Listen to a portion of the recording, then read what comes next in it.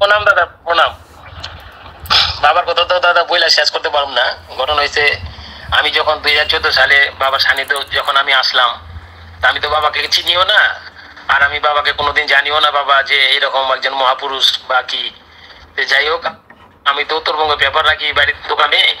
তে আমার মানে তখন বন্ধু আর কি, ওই যে মাস্টার যে ছিল বয়েজ স্কুলের স্যার, বর্ধন স্যার। আমার সাথে ভালো একটা সম্পর্ক আর কি। আমার ছেলে আবার বয়েজ স্কুলে পড়ে তো। যাই হোক, 2014 সালে ঘটনাটা। তখন ওই মাস্টার পেপার পড়তে পড়তে আমাকে বলতেছে কি, দাদা একজন মহাপুরুষ আসছে শিলিগুড়িতে, 118 বছর বয়স। তে সে চয়নপাড়াতে, তখন ওই যে নিপেন্দার বাড়িতে বাবা একটা উৎসবের ওই যখন একটা কীর্তনের মতো হয়েছিল তো, তখন বাবা আর কি ওইখানে আসছিল। যাই হোক, আপনি 18 বছর বলাতে আমার মনটা কিরম যেন, আরে 118 বছর লোক, মানে তাকে তো একটু দেখতে ইচ্ছা করে, মহাপুরুষ যখন। আমি বললাম কি, দাদা তাহলে চলো না, এখনই যাবো। দোকানটা করলাম কি, একটা ছেলে ছিল তখন আমার দোকানে, ওকে রাইকে আমি তুই একটু বস, আমি একটু আসতেছি। আমরা দুইজনে বাইক নিয়ে নিপেন্দার বাড়িতে চলে গেলাম। যাওয়ার পরে দেখি বাবা ওইখানে নাই। বাবা তখন ওই বাড়িতে বললো যে বাবা ওই রবি কি বলে জোসরাদির বাড়ি, তখন তো আমি চিনি না, যে রবীন্দ্রনগর ওইখানে আছে, আমরা ওই বাড়িতে চলে যান। ওই খোঁজ নিয়ে ওই বাড়িতে জিজ্ঞাসা করতে করতে ওই বাড়িতে গেলাম, যে দেখি বাবা ওইখানেও নাই। ওদিন দিনটা ছিল শুক্রবার। ওদিন আমি আর বাবাকে দর্শন করতে পারলাম না।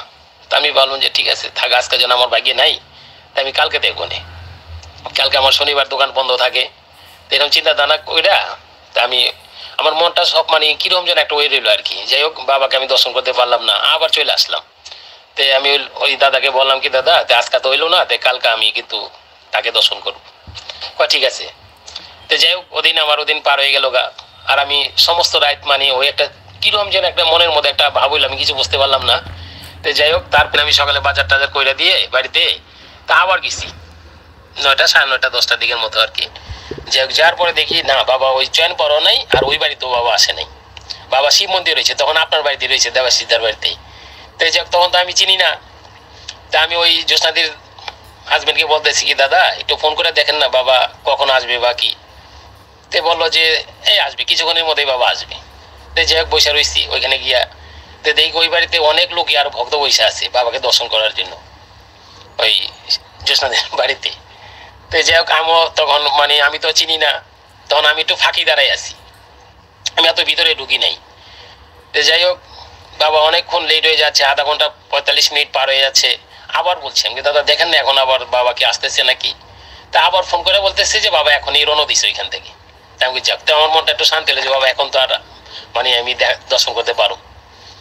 যাই হোক, বসে আসছে, আস্তে আস্তে পরে বাবা চলে আসছে। এখন বাবার জন্য যে চেয়ার পাইতে রাখছে বসার জন্য বাবাকে, আর নিচে ভক্তদের বসার জন্য আসন মানে বিছানা করে রাখছে। আয়সা দেখলাম আমি তো দূরে, বাবা তো আমি চিনি না, আর বাবা আমাকেও চিনে না।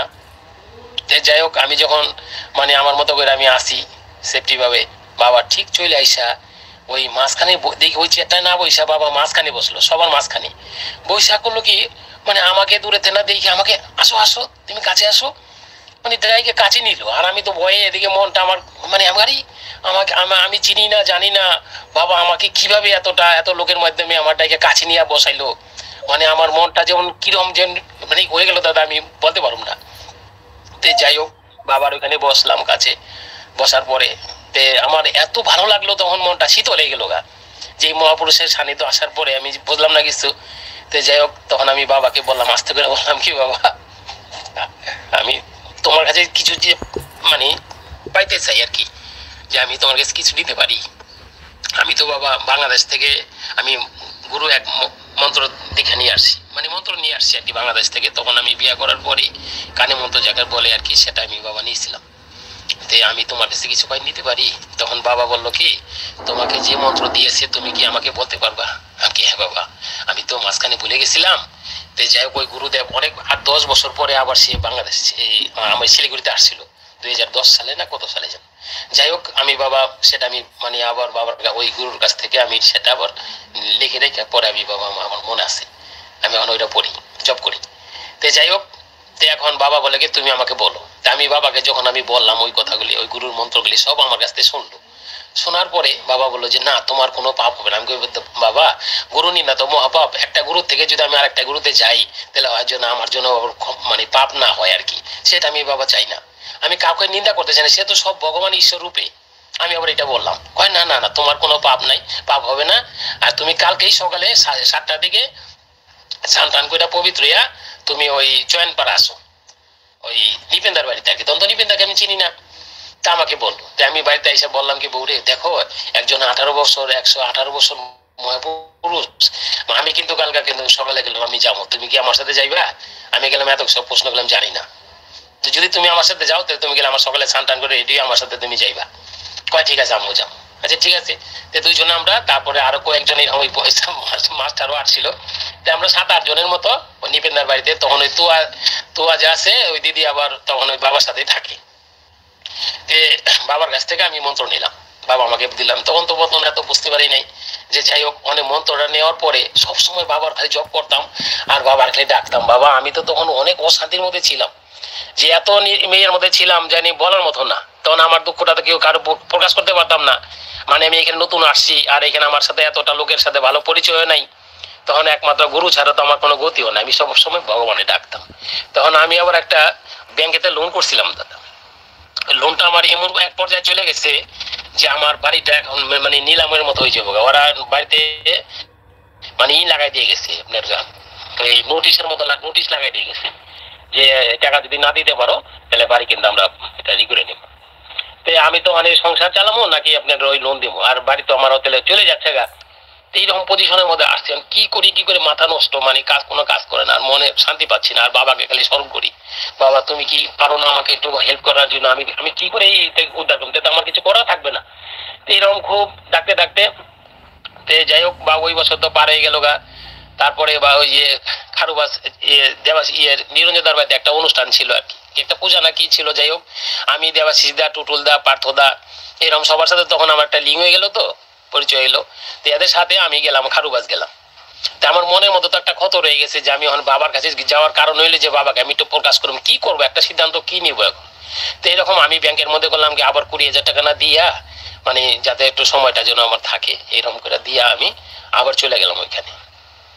যাওয়ার পরে আমি বাবারে যা বললাম কি বাবা আমি তো এরকম সমস্যার মধ্যে আছি, আমি কি করবো, আমার মাথা কোনো কাজ করতেছে না বাবা। তখন বাবা বললো তুমি এক কাজ করো, তুমি সবকিছু শোনার পরে বাবা আমার মুখের থেকে পরে বাবা আমার একটা কাগজ দিল, বাবারই এইগুলি থাকে না যে হিন্দিতে লেখা থাকে বাংলাতে লেখা থাকে এরকম, বাবা ফল খায় না দুধ খায় না এরকম সব কিছু। যাই হোক আমার একটা কাগজ দিল যে তুমি এইটা তোমার ব্যাংকের ম্যানেজারকে তুমি দিবা, বলবা যে কাছের থেকে একজন মহাপুরুষ আপনাকে নিমন্ত্রণ করছে যাওয়ার জন্য, এবং বাবা আপনাকে কার্ডটা দিছে, তুমি তোমার কিছু বলতে হবো না, তুমি শুধু কাগজটা ওই তুমি একে দিবা। আমি কি বাবা হ্যাঁ হিন্দিতে বেশি বলে বুঝে, আমি বাংলাতে তো মানে হিন্দি বাংলাতে এত বুঝে না। কয় যাই হোক তুমি কোনো চিন্তা করো না, তুমি যাও, তুমি আজ কালকে চলে যাবা। তা আমি যেমন আগের দিন যাই বাবাকে বললাম, আর সকালবেলা তারপর দিন আমাকে ভোরবেলা বাবা আমার পাঠিয়ে দিল তুমি এখনই চলে যাও। তা আমি এখন সবাইকে রাইকা আমি একা ওইখান থেকে চলে আসলাম খারুবাস থেকে। তো আইসা বাড়িতে আইসা না ব্যাংকের মধ্যে আমি যে টাকা আরো ভাবলাম যে কি করা যায়, ব্যাংকের সাথে মোটামুটি আমার 5.5 লাখ না কত টাকার মতো একটা অ্যামাউন্ট হয়েছিল আর কি, যে টাকাটা না দিলে আমার ছাড়বে না। যাই হোক গুরুর কৃপায় আমি আর বাবাকে খালি স্মরণ করি, বাবা তুমি তো আমার আসছো, তুমি ছাড়া তো আমার কেউ না। আর বাবাকে যে আমি সব বলছিলাম না খুইলা, বাবা বলছে তুমি যে আমার সবকিছু খুইলা বলছো আমি খুব খুশি হয়েছি। আর বাবার প্রতি আমার একটা এমন ভক্তি হয়ে গেছে, আর বাবা যেমন আমার এই মনের এটা বুঝতে পারছে যে আমি কি যন্ত্রণার মধ্যে আছি। তো যাই হোক গুরুর আশীর্বাদে তারপরে সেই ব্যাংকের মধ্যে যখন আমি গেলাম, যাই যখন আমি কাগজটা দিলাম যে বাবা দাদা এই যে আমার এক মহাপুরুষ বাবা আমার গুরুদেব সে কাশির থেকে এই কাগজটা আপনার নিমন্ত্রণ কার্ড পাঠাইছে আর আপনাকে যেতে বলছি। দেওয়ার পরে আমারে বললো কি ঘরে থেকে বললো কি ভিতরে থেকে আপনি একটু বাইরে যেয়ে বসেন। তা আমি বাইরে যেয়ে বসে দিলাম, আর ওরা এই কাগজটা পাওয়ার পরে ওরা মোটামুটি 5-6 জন লোক ওরা একসঙ্গে আইসা একটা মিটিং করলো। মানে কি মিটিং করলো ভগবান জানি না, আমি তখন আমি তো আর বাইরে ছিলাম। তারপরে আমাকে ডাকলো, ডাকার পরে ওরা আমার একটা সিদ্ধান্ত নিল যে এখন তোমাকে আমরা 1,45,000 টাকা তোমাকে আমরা একটা মানে সাবসেট করে দিল, আমাকে মাফ করে দিল আর কি, যে এই টাকাটা তোমার দিতে লাগবে না, তার বাকিটা টাকা তুমি আমাকে দিয়া ক্লিয়ার করে দিবা। তা আমি যে টাকা মোটামুটি নিয়ে গেছি ওইখানে যে আমার ওই টাকাটা এখন ওই মানে আমার হয়ে যাবে, এখন আর অসুবিধা হবে না। তা আমি কিছু এখান থেকে ঋণ টান কইরাম ওইটা মানে বন্ধু বান্ধব আমার ওই গুরু আমার শালা শ্বশুর ভাই তো কিছু টাকা দিছিল, তো যাই হোক আমি অ্যাডজাস্ট করে মিলাইয়া বাকি টাকাটা দিয়ে যেমন আমি দাদা এত মানে শান্তি পাইলাম যে বাবার কি পাই আজকে 1,45,000 টাকা ব্যাংক কিন্তু কাউরে ছাড়ে না। আর গুরুর এমন আশীর্বাদ মানে ছিল, মানে আমি ধন্য হয়ে গেলাম। আমি নিজের কই তুমি তো সাক্ষাৎ না ভগবান, তুমি এমন ভগবান এই পৃথিবীতে আসো আমি বুঝতেই পারি না। মানে তখন থেকে আমার বাবার প্রতি মানে আমার একটা ভক্তি আসলো।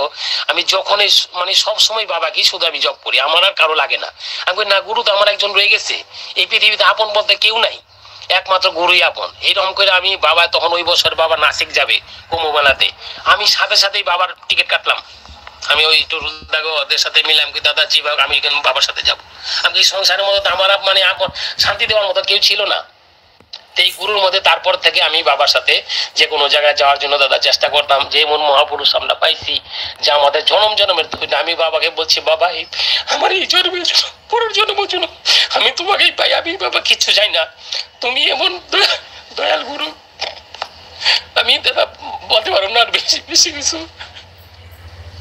যাই হোক, তো এরকম করে দাদা আমি ছিলাম, বাবা আমাকে খুব ভালোবাসতো, আর বাবার সাথে আমি অনেক অনেক কিছু শেয়ার করতাম। এটি আমার বলার ছিল দাদা। প্রণাম রাখি সবাইকে, প্রণাম লব নারায়ণ, প্রণাম।